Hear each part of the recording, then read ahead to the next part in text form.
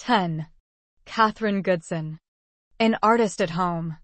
When one has frequently listened to a favorite pianist in the concert room and has studied impersonally, so to speak, the effects of touch, tone, and interpretation produced during a recital, it is a satisfaction and delight to come into personal touch with the artist in the inner circle of the home, to be able to speak face-to-face with one who has charmed thousands from the platform, and to discuss freely the points which impress one when listening to a public performance.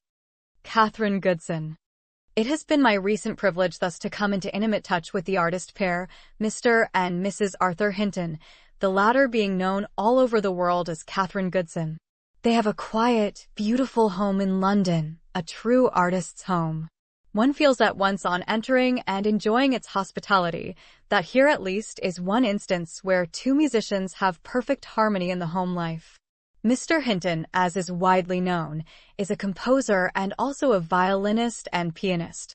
The beautiful music room, which has been added to one side of the house and leads into the garden, contains two grand pianos on its raised platform.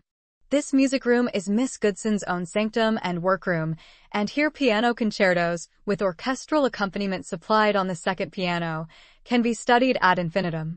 Mr. Hinton has his own studio at the top of the house. The garden music room is lighted at one end by a great arched window, so placed that the trees of the garden are seen through its panes. It is easy to imagine oneself in some lovely sylvan retreat, which is indeed true. All the appointments of this room, and indeed of the whole house, every article of furniture and each touch of color, betoken the artistic sense for fitness and harmony.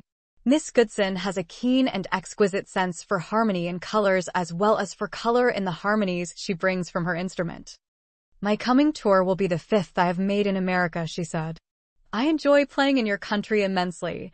The cities of New York, Boston, Chicago, and Philadelphia are the most appreciative in the world. It is true we have masses of concerts in London, but few of them are really well attended, and people are not so thoroughly acquainted with piano music as you are in America. And you are so appreciative of the best, even in the smaller cities." I can recall a recital which I gave in a city of not more than 40,000 in the West. The recital was arranged by a musical club. They asked for the program some time in advance, studied it up, and thus knew every piece I was to play. There was an enormous audience, for people came from all the country round. I remember 3 little elderly ladies who greeted me after the recital. In parting they said, "You will see us tomorrow." I thought it over afterward and wondered what they meant, for I was to play at a place many miles from there the next night.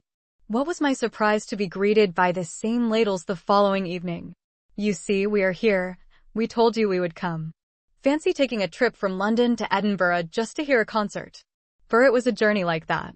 Such incidents show the enthusiasm in America for music and for piano music. I hope to play both the Brahms and Paderewski concertos in America. To me the latter is a beautiful work. The slow movement is exquisite. I have as yet scarcely done anything with the composition, for I have been on a long tour through Norway, Sweden, and Finland. It was most inspiring to play for these people. They want me to come back to them now, but I cannot do so, nor can I go next season, but after that I shall go. I returned home greatly in need of rest. I shall now begin work in earnest, however, as summer is really the only time I have for study throughout the year. I shall have 6 full weeks now before we take our usual holiday in the Grindelwald. On the way there we shall stop at Morges and visit Paderewski, and then I will go over the concerto with him and get his ideas as to interpretation. Memorizing by analysis. You ask how I memorize. First I go over the work several times to get a general idea of the whole. Then I analyze it, for I feel it absolutely necessary to know keys, chords, and construction. A work should be so well understood along these lines that it can be played in another key as well as in the one in which it is written.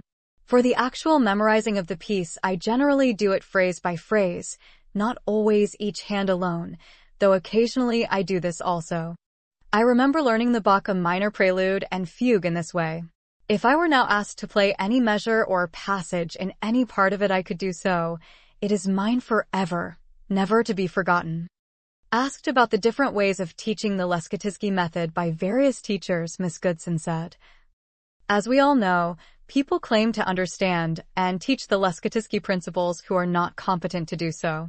I do not recall, for instance, that the professor requires the tips of the fingers to form a straight line on the edge of the keys. I myself have never done this. I believe in a perfectly easy and natural position of hand at the keyboard. When this is the case, the fingertips form a curve, the middle fingers being placed a little farther in on the keys than is natural for the first and fifth. Of course, the hand takes an arched position, and the joints nearest the tip of the fingers must be firm. There should be no wavering nor giving in there. The whole arm, of course, is relaxed and swings easily from the shoulder. A piano hand. I have, as you say, a good hand for the piano. Much depends on that. I have always had a good deal of what is called a natural technique. Thus, when I am obliged to forego practicing, I do not lose my facility. An hour's work puts the hand in condition again. What do I do to accomplish this? Different things.